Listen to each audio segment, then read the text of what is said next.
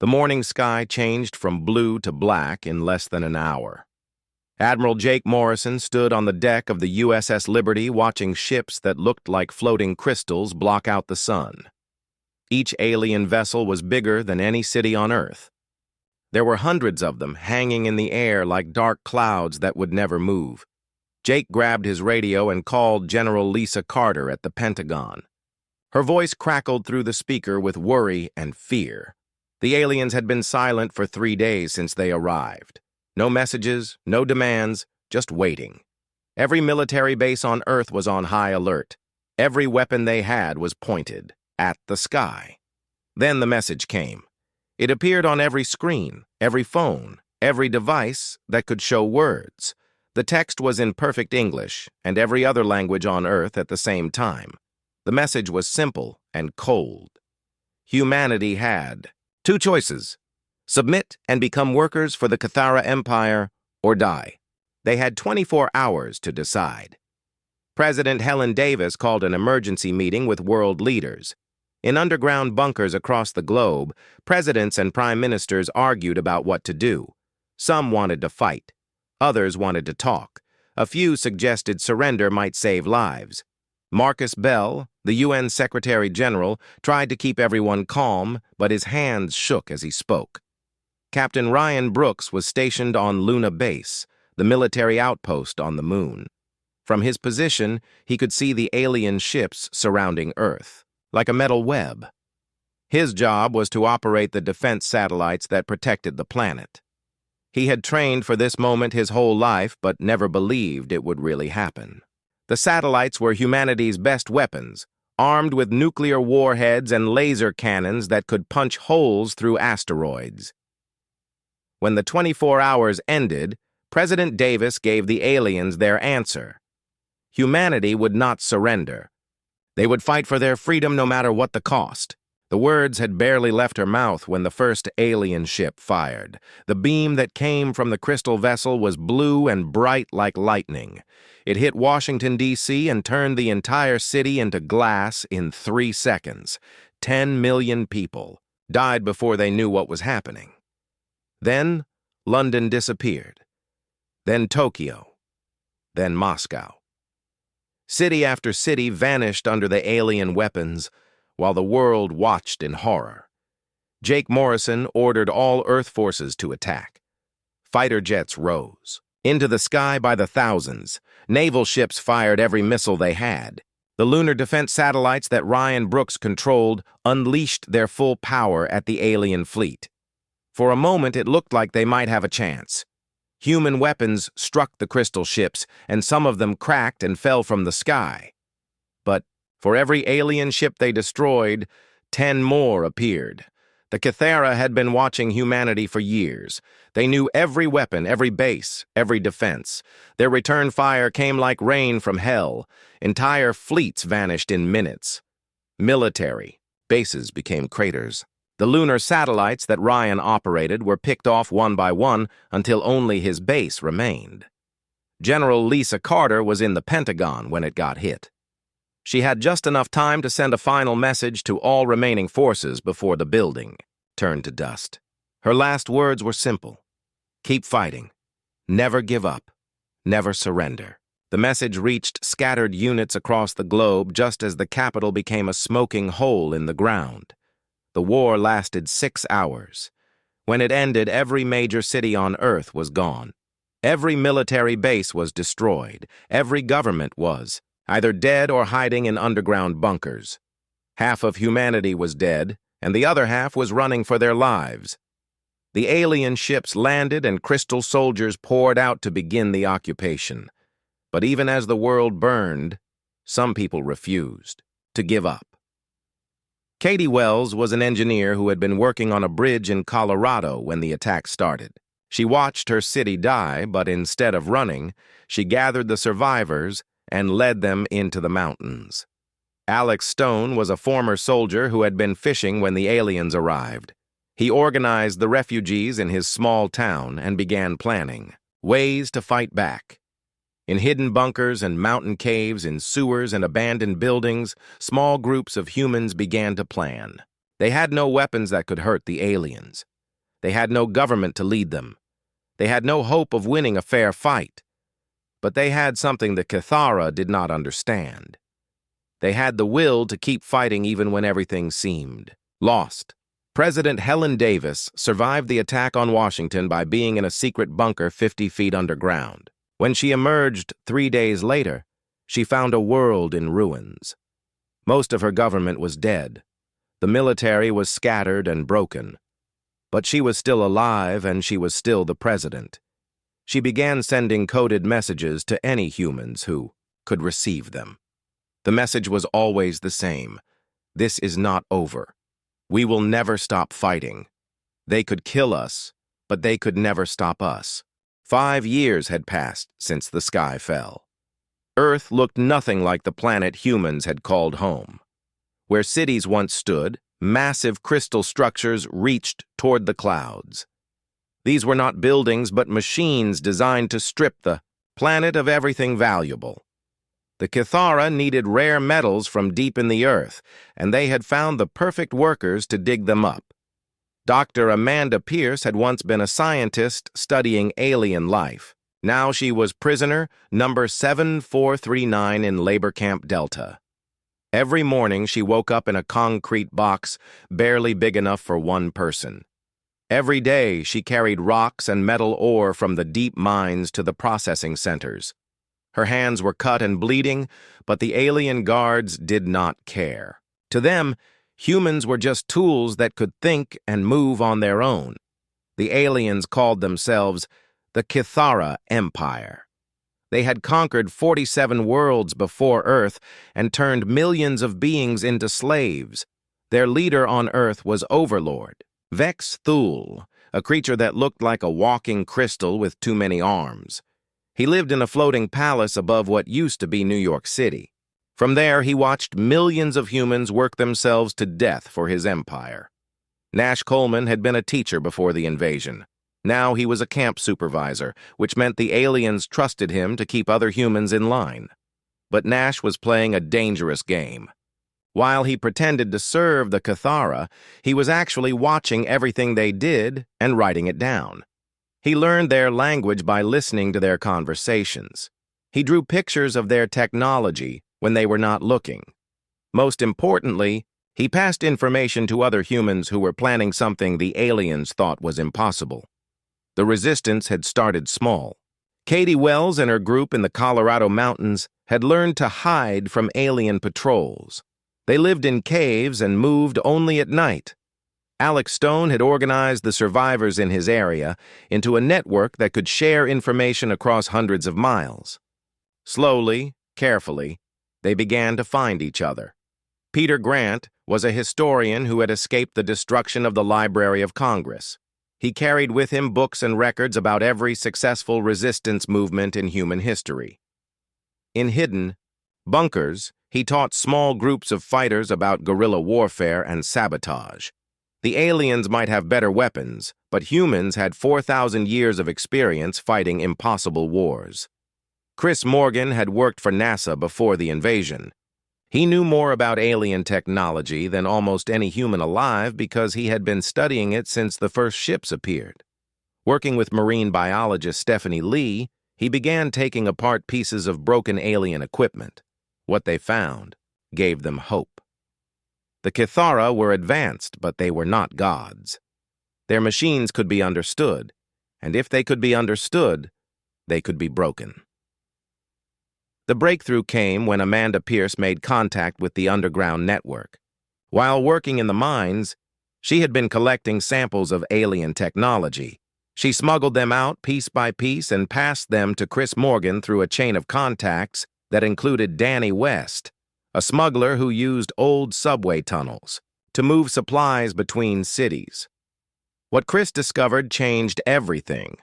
The Cathara used a form of energy that humans had never seen before, but it followed rules just like electricity or magnetism. More importantly, it had weaknesses. The aliens had made their technology so advanced that they had forgotten how to fix it when something went wrong. They were like people who could drive cars but did not know how engines worked. But humans were different. Humans had always been good at taking things apart and putting them back together. Even under the worst conditions, in the deepest mines, human engineers and scientists were learning. Every piece of alien equipment they could examine taught them something new. Every day they grew stronger, while their captors grew more confident. The Cathara believed they had won completely. Overlord. Vexthul sent reports to his superiors saying that Earth was fully controlled and producing resources on schedule. The humans were weak and broken, just like every other species the Empire had conquered. Some tried to escape, but they were always caught. Some tried to fight, but they died quickly. After 5 years, most humans had given up and accepted their fate as slaves. But Vexthul was wrong. Deep underground, in hidden caves and abandoned buildings, the human resistance was growing stronger. They had weapons made from alien technology. They had communication networks that spanned continents. They had leaders who remembered what freedom meant, and followers who were willing to die to get it back. Amanda Pierce had become more than a prisoner. She was now a key member of the Resistance science team, working with Chris Morgan and Stephanie. Lee, she was developing weapons that could hurt the aliens. Peter Grant was training fighters in tactics that had defeated larger armies throughout history. Nash Coleman was feeding them intelligence from inside the labor camps. The aliens had made one crucial mistake. They thought that breaking human bodies would break human spirits. They believed that 5 years of slavery would teach humans to accept their place in the Empire. They were about to learn that humans were different from every other species they had conquered. President Helen Davis was still alive, still hiding, still leading. From her secret bunker, she coordinated with resistance cells across the globe. Her message never changed, and it reached every human who could hear it. We are not defeated. We are not broken. They could kill us, but they could never stop us. The attack came at dawn on a Tuesday. Rachel Bennett had once run a technology company worth billions of dollars. Now she crouched in a drainage tunnel beneath Detroit with Tony Martinez, a mechanic who had learned to fix alien machines by watching and practicing in secret. Together they had planned something that every human thought was impossible. They were going to strike back. The target was Processing Center 7, a massive crystal structure that turned raw materials from Earth into fuel for Cathara ships. It was heavily guarded and protected by force fields that could stop human weapons. But Chris Morgan and Amanda Pierce had discovered something important about those shields. They only worked against weapons the aliens expected. Human weapons, modified with alien technology, could slip through like ghosts. Susan Clark had been a pilot before the invasion. She had flown passenger jets between cities that no longer existed. Now she sat in the cockpit of a machine that looked like a flying metal insect. It was built from pieces of crashed alien fighters and powered by a stolen Cathara energy cell. The ship was ugly and barely held together, but it could fly and it could carry bombs. Kevin White knew more about explosives than anyone in the Resistance. Before the war, he had worked in mining, blasting through solid rock to reach valuable ore. Now he used that knowledge to build weapons that could crack alien armor. The bombs he had made for this mission were small, but they were designed to cause chain reactions in the alien processing systems. The plan was simple, but dangerous. Susan would fly Kevin and the bombs to the processing center. They would land, plant the explosives, and escape before the aliens knew what was happening. If everything went right, they would prove that humans could hurt the Cathara Empire. If something went wrong, they would die, and the Resistance would lose 2 of its best people. At exactly 6 in the morning, Susan lifted her strange aircraft from its hiding place in an abandoned factory. The flight to the processing center took 20 minutes, flying low between ruined buildings and staying out of sight of alien patrols. Kevin sat beside her, checking his equipment one more time. Both of them knew they probably would not survive this mission, but neither of them cared. Someone had to be first. Someone had to show the world that humans were not finished fighting. The processing center rose from the ground like a mountain made of blue crystal. Alien guards walked patrol routes around its base, while flying sentries circled overhead. The structure hummed with power as it turned tons of raw material into refined fuel every hour. It was one of 12 such centers on Earth, and destroying it would cost the Cathara millions of credits in lost production. Susan brought her ship down behind a pile of rubble, and Kevin ran toward the building with his bombs. The explosives were designed to look like pieces of scrap metal so they would not attract attention from the guards. Kevin placed them at key points around the foundation where Chris Morgan had calculated they would do the most damage. Each bomb was set with a timer that would give him 10 minutes to get back to the ship. But something went wrong. An alien patrol spotted Kevin as he was planting the last bomb. The creatures that looked like walking crystals raised their weapons and fired beams of red light. Kevin dove behind a chunk of concrete as the energy bolts turned the ground around him into glass. He was trapped with no way to reach Susan's ship. Kevin made a choice that would be remembered by every human who heard the story. Instead of trying to escape, he pulled out a remote detonator that would set off all the bombs at once. He looked toward Susan's hiding place and shouted for her to get away. Then he pressed the button. The explosion lit up the morning sky like a new sun. The processing center cracked down the middle and collapsed in on itself. Alien guards were thrown through the air like leaves in a storm. The chain reaction that Kevin had planned worked perfectly, causing secondary explosions that destroyed equipment worth more than most planets. Susan barely escaped the blast. Her ship was damaged and smoking, but it could still fly. She made it back to the Resistance base with news that would change everything. They had done it.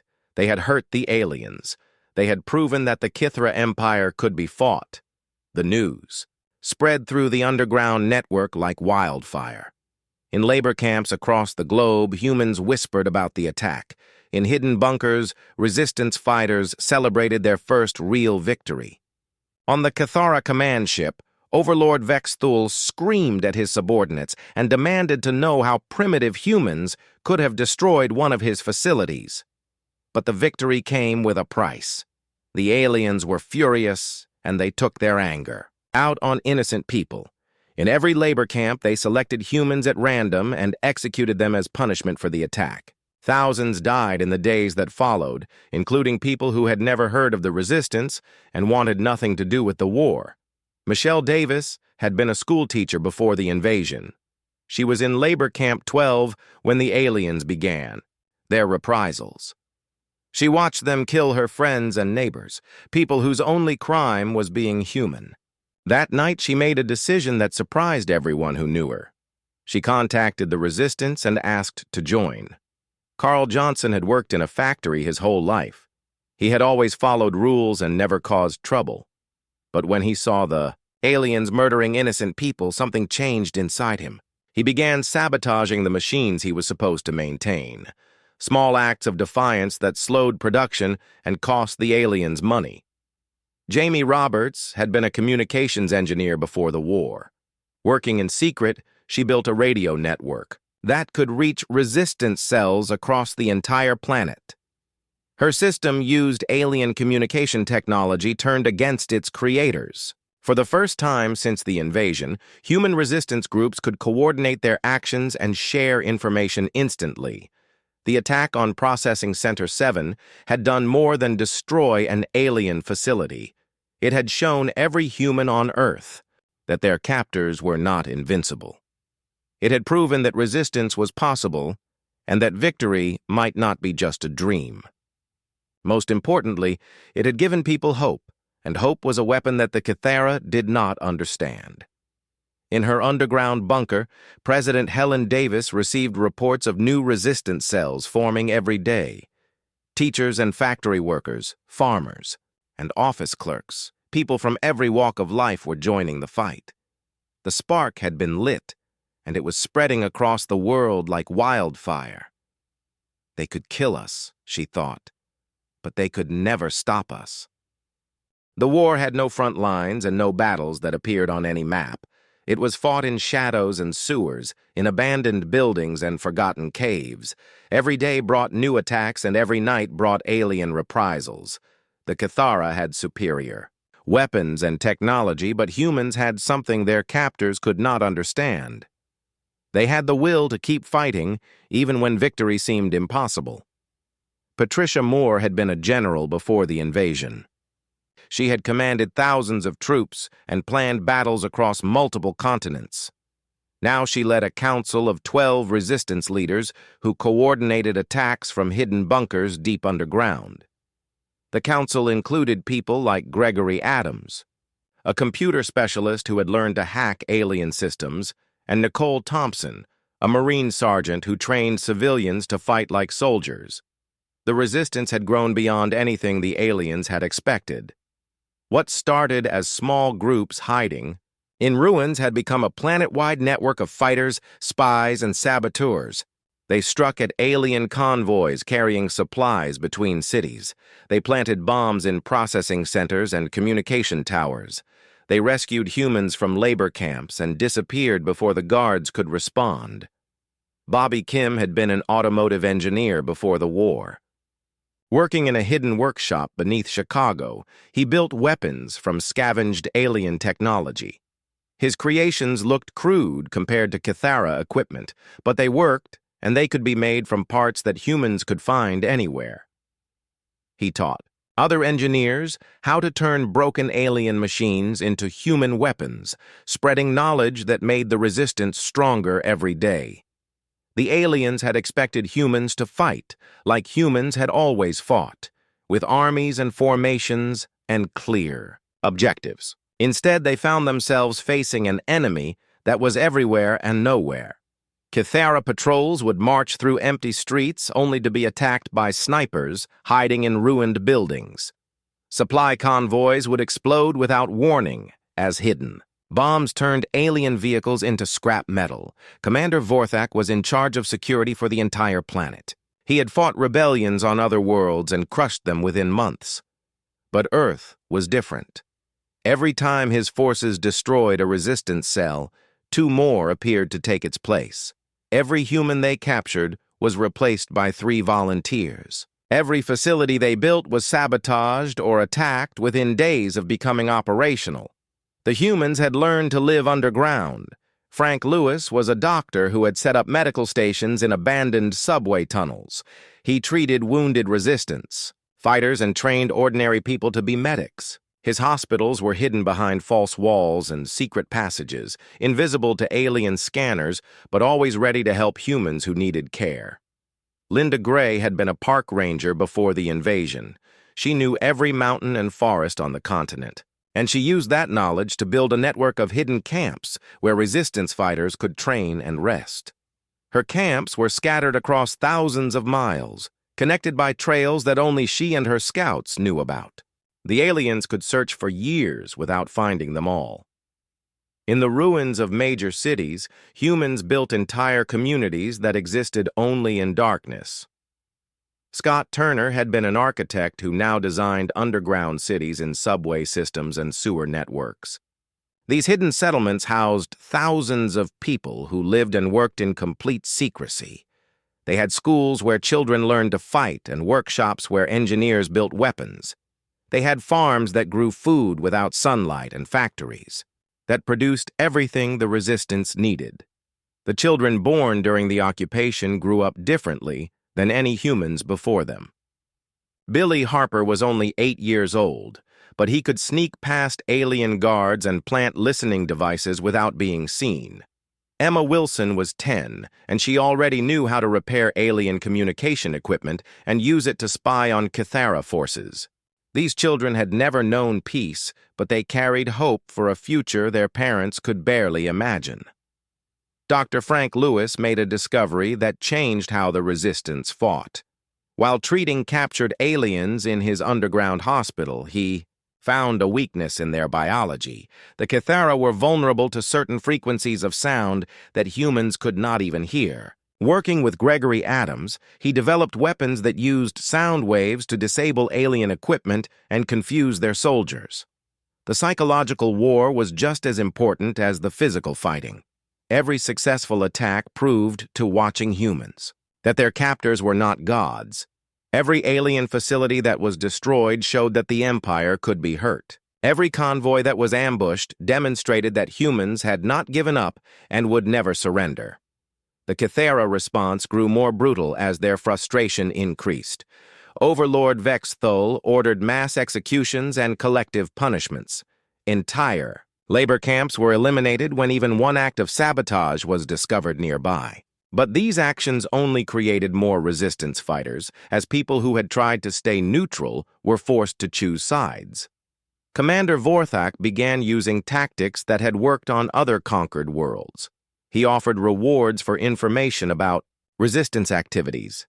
He promised better treatment for humans who cooperated with the occupation. He tried to turn humans against each other by making collaboration seem like the smart choice for survival. Some humans did collaborate, either from fear or in hopes of protecting their families. But for every person who gave up, 10 more joined. The fight. The resistance had become something larger than any organization or army. It had become the spirit of humanity itself, refusing to be broken no matter what the cost. The War of Shadows continued year after year. The aliens controlled the surface, but humans owned the underground.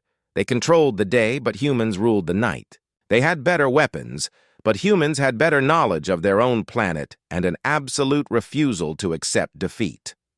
In her command bunker, President Helen Davis received reports from around the globe. The resistance was winning small victories every day, but the aliens still controlled most of the planet. The war could continue for decades with no clear end in sight. But she also received other reports that gave her hope. On distant worlds where the Kythera had other slave populations, there were rumors of uprisings inspired by news from Earth. The message she sent to resistance cells that night was simple but powerful. They could kill us, but they could never stop us. And now the galaxy was beginning to believe it. 15 years of occupation had turned Earth into something the Kythera Empire had never seen before. Every other world they conquered had accepted defeat within a decade. The slave populations had given up hope and settled into lives of quiet desperation. But Earth was different. Earth had produced a resistance that grew stronger every year instead of weaker. Admiral Jake Morrison had survived the initial invasion by pure luck. His ship had been far from the main battle when the aliens attacked, and he had managed to escape to a hidden base in the Arctic. For 15 years, he had been building a secret fleet using captured alien technology and ships salvaged from the wreckage of Earth's defenses. Now he commanded over 200 vessels crewed by humans who had learned to fly alien fighters better than their creators. Maria Gonzalez had been a police officer in Los Angeles when the war started. She had watched her city burn and her fellow officers die fighting an impossible battle. But she had never stopped fighting, and over the years, she had become the most feared guerrilla commander on the planet. Her forces controlled vast areas of countryside and could strike at alien targets anywhere on 3 continents. The resistance had evolved into something that resembled a shadow government. They had their own communication networks, supply lines, and manufacturing centers. They controlled territory, collected intelligence, and coordinated military operations across the entire globe. In many ways, they were more organized than the official governments had been before the invasion. The plan they called Operation Earthrise had been years in the making. Instead of the random attacks and small sabotage missions that had characterized the early resistance, this would be a coordinated assault on every major alien installation on the planet. The goal was not just to hurt the Kythera, but to prove to every human that their oppressors could be defeated. Steve Parker had been a crop duster pilot before the war. He flew an old biplane over farm fields and never thought about combat or warfare. Now he commanded a squadron of captured alien fighters and was one of the best pilots in the Resistance Air Force. His job in Operation Earthrise was to lead the aerial assault on the Alien Command Center in what used to be Washington, D.C. Colonel Diana Brooks had been a military engineer before the invasion. She had designed fortifications and defensive systems for armies around the world. Now she used that knowledge to plan attacks on alien strongholds. Her ground forces would assault the main processing centers while the Air Force kept alien reinforcements busy. The breakthrough that made Operation Earthrise possible came from Dr. Amanda Pierce and her team of scientists. Working in laboratories, hidden deep underground, they had finally cracked the secret of Cathara technology. More than that, they had created something that would turn the aliens' greatest strength into their greatest weakness. The virus was not biological, but technological. It was a computer program designed to spread through the interconnected systems that linked every alien device on the planet. Once it infected a single machine, it would automatically copy itself to every other machine in the network. The aliens had built their technology to share information instantly across vast distances. Now that same network would carry their destruction. Gregory Adams had become the Resistance's chief technology officer. Working with Amanda Pierce, he had tested the virus on captured alien equipment and watched it spread like wildfire through their systems. Weapons stopped working, vehicles shut down, and communication networks went silent. The aliens had made their technology so advanced and interconnected that a single point of failure could bring it all down. The attack began at exactly midnight on New Year's Eve. It seemed fitting to start humanity's final push for freedom at the moment when one year ended and another began. Around the globe, resistance forces emerged from their hiding places and struck at alien targets with coordinated precision that took their enemies completely by surprise. In space above the Earth, Jake Morrison led his fleet of captured alien ships against the Cathara orbital stations. His pilots flew with desperate courage, knowing this was their only chance to break the alien stranglehold on their planet. They had trained for years using flight simulators built from salvaged alien computers, and now they fought with skills that matched or exceeded their former captors. On the ground, Maria Gonzalez coordinated simultaneous attacks on processing centers, communication towers, and military bases across 6 continents. Her fighters had waited 15 years for this moment, and they fought with the fury of people who had lost everything but refused to surrender. They planted explosives, destroyed equipment, and engaged alien forces in direct combat for the first time since the invasion. Steve Parker's squadron hit the alien command center just as Amanda Pierce activated the virus from her hidden laboratory. The timing was perfect. As Parker's fighters engaged the alien air defenses, the virus spread through the Cathara computer network and began shutting down their systems. Alien weapons stopped firing, their shields collapsed, and their communications went silent. The virus spread faster than anyone had dared hope. It jumped from machine to machine through the quantum communication links that connected every Cathara device. Within hours, it had infected systems on alien ships throughout Earth's solar system. Within days, it was spreading to other star systems, as infected ships carried it back to Cathara space. But the aliens were not finished. Overlord Vexthul realized that his empire faced something unprecedented on Earth. No slave world had ever mounted such an effective resistance.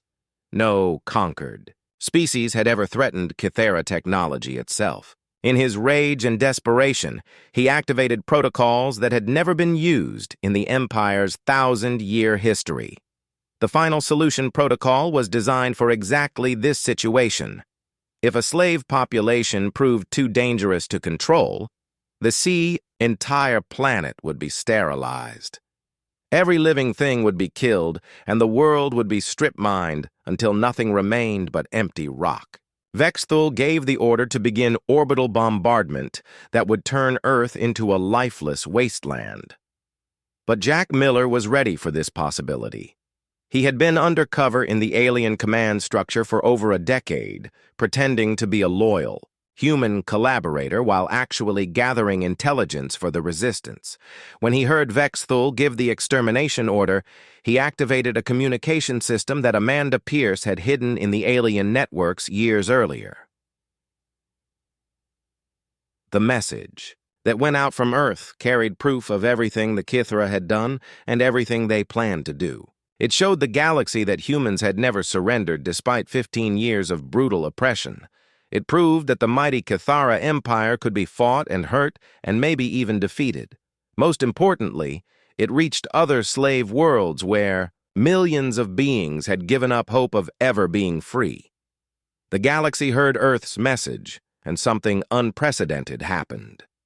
On 47 worlds across Kithara space, slave populations rose in rebellion. The virus that had started on Earth spread to alien installations everywhere, crippling the Empire's ability to respond to multiple uprisings at once. The Kithara found themselves fighting for survival instead of maintaining control. As alien ships began bombarding Earth's surface, the resistance continued fighting from underground bunkers and hidden bases. They had always known this moment might come, and they were prepared to keep fighting even as their world burned around them. They could kill us, President Helen Davis broadcast to the galaxy, but they could never stop us. The bombardment from space turned the surface of Earth into hell. Alien ships rained fire down on every city, every town, every place where humans might be hiding. Mountains were flattened and oceans boiled as the Kithara tried to end the human problem forever. But deep underground, in bunkers built over 15 years of preparation, the resistance survived and continued to fight. Captain Ryan Brooks had spent the war building a secret fleet in the asteroid belt. Using mining ships and salvaged alien technology, he had created vessels that could challenge the Kithara in space. When the orbital bombardment began, he led his fleet back to Earth in a desperate attempt to stop the genocide of his species. His ships were outnumbered 100 to 1, but he attacked anyway because surrendering was not an option. The space battle above Earth was unlike anything the galaxy had ever seen. Human pilots flying captured alien fighters faced the full might of the Kithara fleet.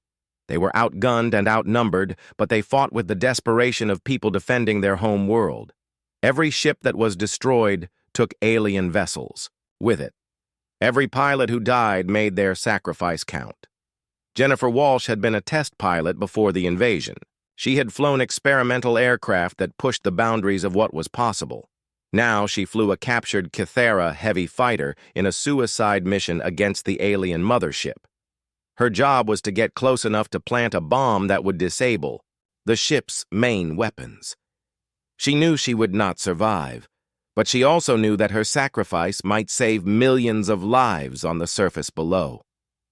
On the ground, the resistance fought from bunkers and caves as the world burned around them.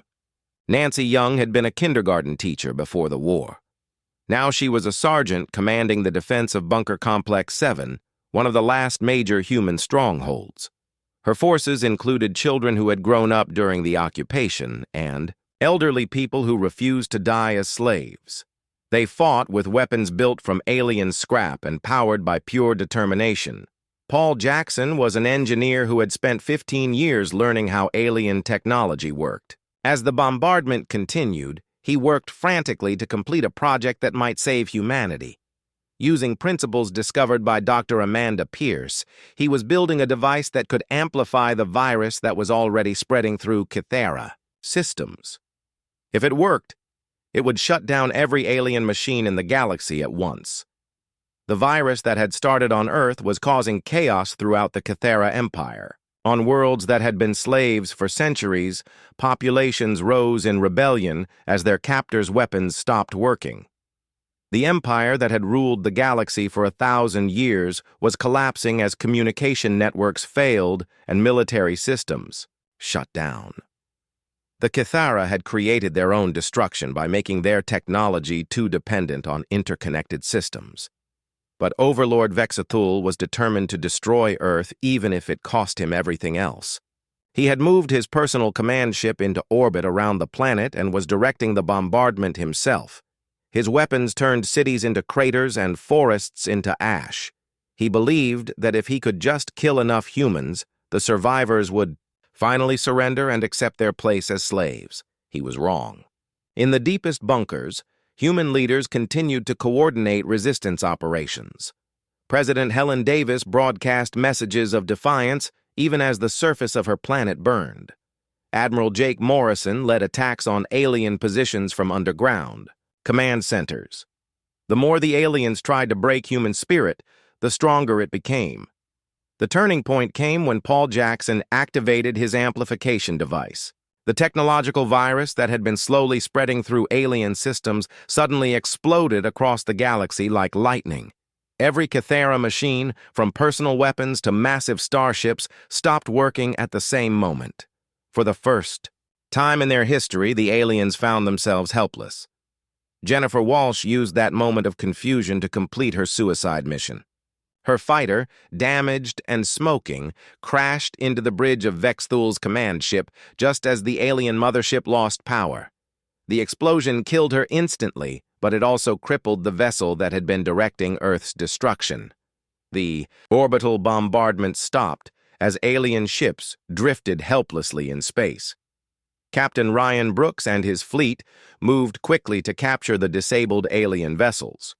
Without power for their weapons or shields, the Kythera ships were defenseless. Human. Boarding parties took control of ship after ship, turning the aliens' own technology against them. For the first time since the invasion began, humans held the advantage in space. On the surface, resistance forces emerged from their bunkers to find a changed world. The aliens who had seemed invincible for 15 years were now helpless without their technology. Kythera soldiers surrendered by the thousands rather than face human forces equipped with working weapons. The occupation was over and the liberation had begun. But the story did not end with Earth's freedom. The virus and the rebellions it had sparked were spreading across the galaxy. On every world where the Kythera had ruled, slave populations were rising up and claiming their independence. The empire that had conquered 47 worlds was losing them all in a matter of days. Overlord Vexthul survived the crash of his command ship, but he was captured by human forces led by Maria Gonzalez. As he was brought before President Helen Davis, his last words summed up everything the Kythera had failed to understand about humanity. "We could kill you," he said, "but we could never stop you." The war for Earth was over, but the work of liberation was just beginning. Admiral Morrison and President Davis established the Human Liberation Fleet, dedicated to freeing the other worlds that the Kythera had enslaved.